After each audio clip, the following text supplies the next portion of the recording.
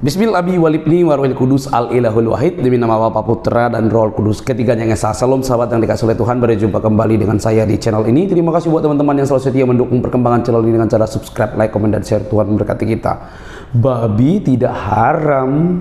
Bagaimana selama ini pandangan para muslim yang notabene begitu menyuarakan bahwa babi itu haram? Lalu bagaimana pandangan beberapa muslim yang lainnya? Walaupun dalam pengalaman pertemuan saya dengan beberapa muslim, justru ada yang menikmati bahkan mengkonsumsi daging yang dianggap haram itu. Pandangan seorang gadis cantik ini merupakan pandangan yang ekstrim yang dapat memberikan edukasi bagi banyak orang. Ini dia teman-teman videonya, mari kita lihat.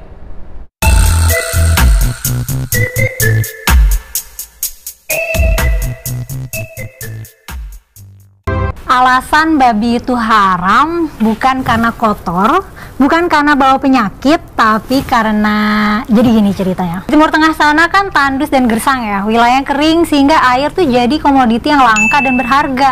Nah, sebagai hewan ternak, babi itu mengkonsumsi air lebih banyak dari manusia. Nah, ini kenapa beternak babi dan mengkonsumsi babi jadi perilaku yang gak etis. Udah tahu air langka, ini malah melihara babi, bikin manusia dan babi rebutan sumber daya air.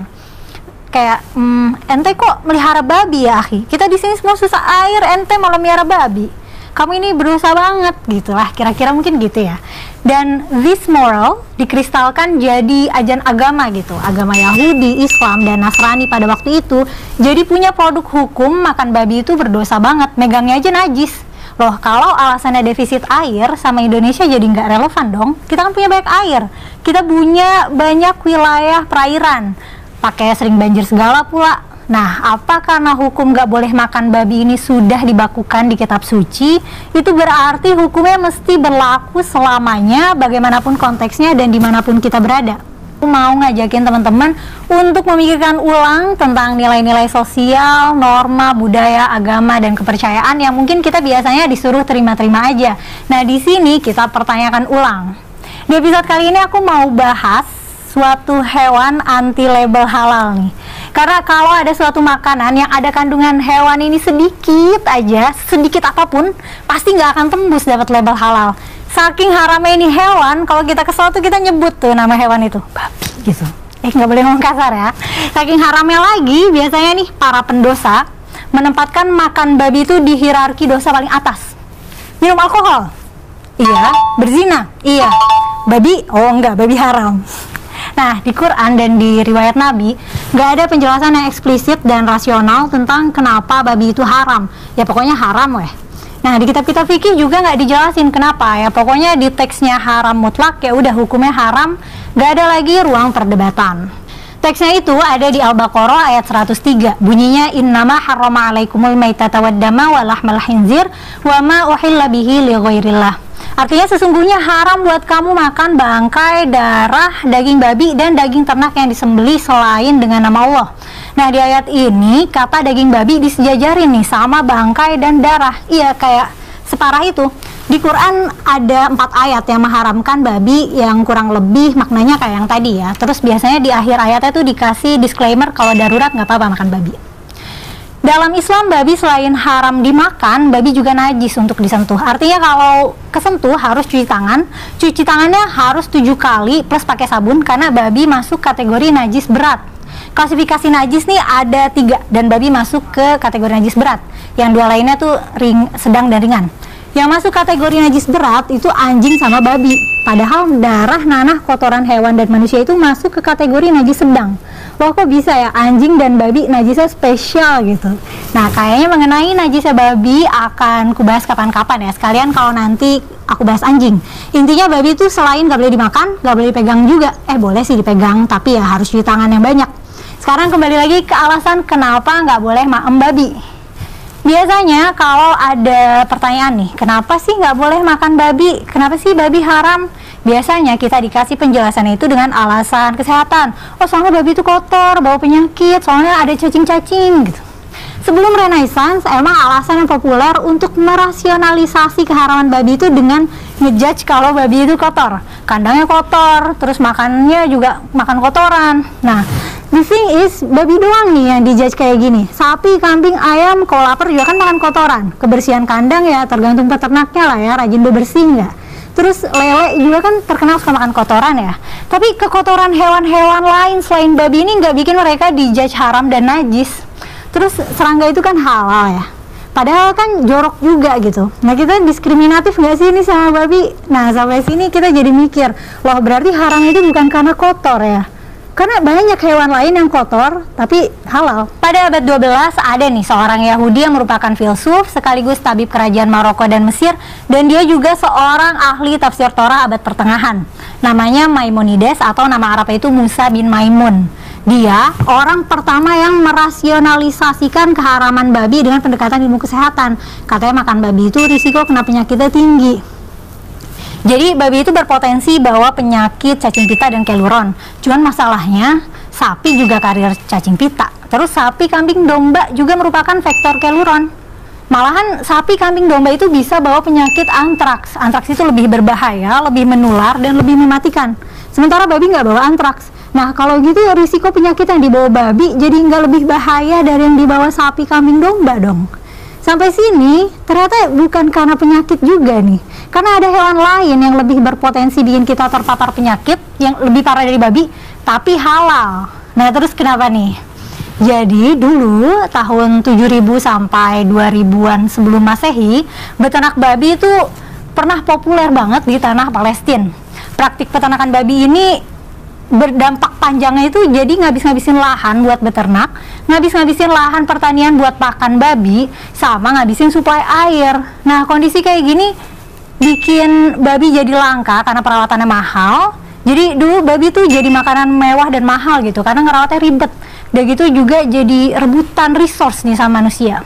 Lama-lama makan babi mulai jadi tabu nih. Praktik peternakannya dinilai nggak etis dalam konteks lingkungan setempat, tapi demandnya masih ada.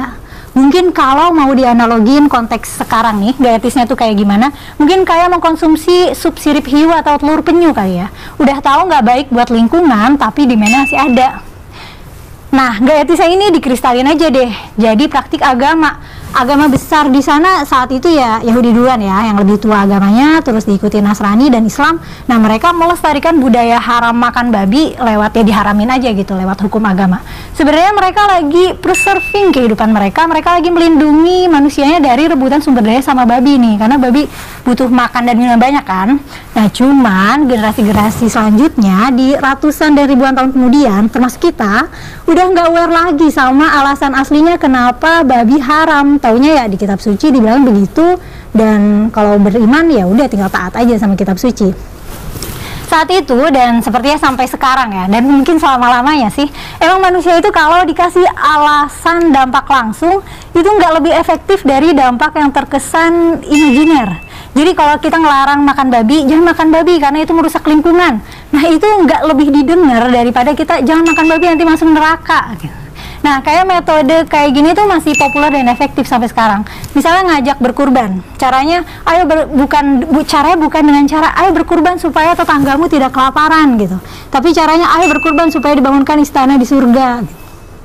Mungkin orang yang tidak mempraktikkan diet non babi itu akan ngerasa aneh ya, kenapa orang Islam dan Yahudi nggak makan babi gitu. Jadi emang terbentuknya suatu budaya atau norma seringkali bukan karena kesadaran masyarakat secara kolektif gitu. Mereka bukan sadar akan dampaknya, tapi memang budayanya itu bertahan, lestari untuk preserve lingkungannya ataupun manusianya.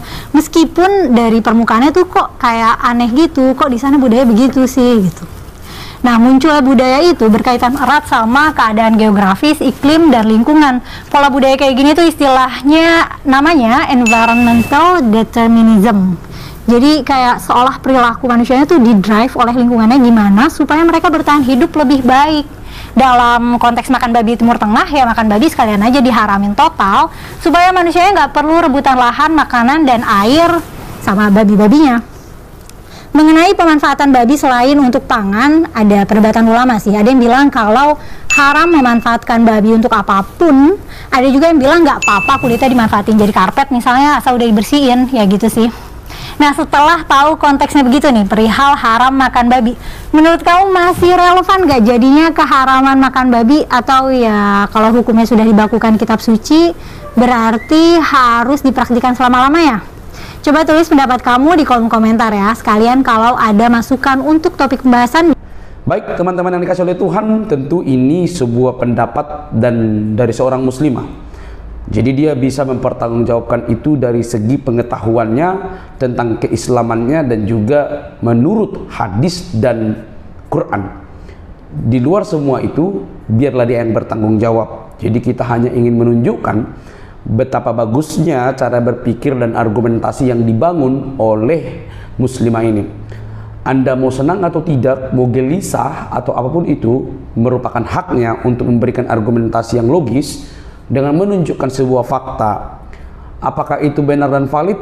Maka tanyalah beliau. Tapi dia seorang muslimah yang menunjukkan tentang posisi babi atau yang diharamkan selama ini di dunia permakanan, begitu ya. Nah, teman-teman terkasih, bagaimana pandangan kekristenan? Selama ini yang identik langsung diharamkan adalah makan daging babi, begitu ya. Karena menurut beberapa teman muslim, bahkan mayoritas muslim, bahwa memakan babi atau mengkonsumsi babi sesuatu hal yang haram. Ada juga yang lainnya begitu yang tidak diperbolehkan seperti itu. Lalu ada beberapa ustadz, ada polemikus yang merujuk kepada Taurat bahwa mengkonsumsi babi, memakan daging babi itu haram dan lain sebagainya. Tapi bagaimana posisinya? Disinilah kita harus seimbang untuk menalarnya, teman-teman. Kalau rujukannya adalah Taurat, maka kita harus membaca Taurat itu secara baik. Bagaimana hukum seremonial dari bangsa Yahudi yang diterapkan kepada orang-orang Yahudi pada zaman itu. Perhatikan, hukum seremonial itu diterapkan kepada orang Yahudi Israel, bukan untuk semua golongan, begitu ya. Dari sini harus paham dulu. Seremonial yang diterapkan oleh orang-orang Yahudi itu berlaku untuk mereka, untuk orang Israel berlaku untuk mereka, tidak berlaku untuk semua orang. Maka ada hukum seremonial, hukum sipil dan lain-lainnya.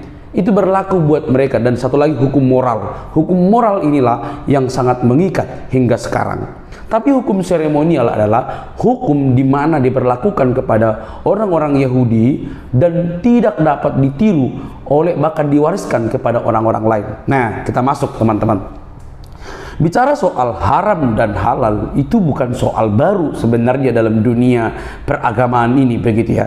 Tetapi alangkah sangat disayangkan kalau ada banyak orang justru memakai istilah haram dan halal itu untuk mendiskreditkan apa yang boleh bagi orang lain dan apa yang tidak boleh bagi orang lain. Ini yang menjadi fatal. Tidak ada lagi ruang toleransi untuk saling menghargai satu dengan yang lainnya. Tetapi kita jauhkan dulu rasa toleransi itu. Kita masuk dulu kepada sebuah data. Kalau kita mau memakai istilah dalil dari Taurat Musa, begitu ya, kita akan baca supaya ketika kita membuat argumentasi bahkan melebeli halal dan haram itu porsinya tepat, begitu. Jangan sampai yang harusnya haram dihalalkan, yang harusnya halal diharamkan, begitu ya. Jadi kita mau lihat dulu supaya otak kita ini disegarkan. Nah, dalam Imamat 4 ini nih, satu ayat aja saya baca. Tetapi inilah yang tidak boleh kamu makan dari yang memamah biak atau dari yang berkuku belah, unta. Karena memang memamah biak tetapi tidak berkuku belah, haram itu bagimu. Kalau bicara soal haram dan haram, itu unta tidak boleh dikonsumsi. Bagaimana dengan teman-teman muslim? Bagaimana mengkonsumsi unta? Boleh? Boleh dong. Semuanya boleh kan? Itu udah beredar videonya kan, begitu. Juga pelanduk yang memabiak, berkuku belah, haram itu bagimu. Kelinci dan lain sebagainya, banyak, begitu ya. Tapi posisi unta itu pertama yang justru dikonsumsi oleh sahabat-sahabat muslim yang notabene itu dalam Taurat sedang didahulukan, disebutkan haram. Lalu gimana? Sedangkan babi hutan di situ baru selanjutnya, gitu ya. Kenapa jadi babi, begitu ya? Sedangkan unta dinikmati semuanya, mulai dari dagingnya, susunya dan lain sebagainya ya. Malu aku mengatakannya. Enggak. Teman-teman terkasih, ada apa? Kalau memang kita mau fair begitu, ya haram. Belut tidak boleh, yang tidak bersisi nggak boleh, harusnya kan begitu. Belut, kelinci kalian makan, begitu ya. Belut, lele, gitu ya.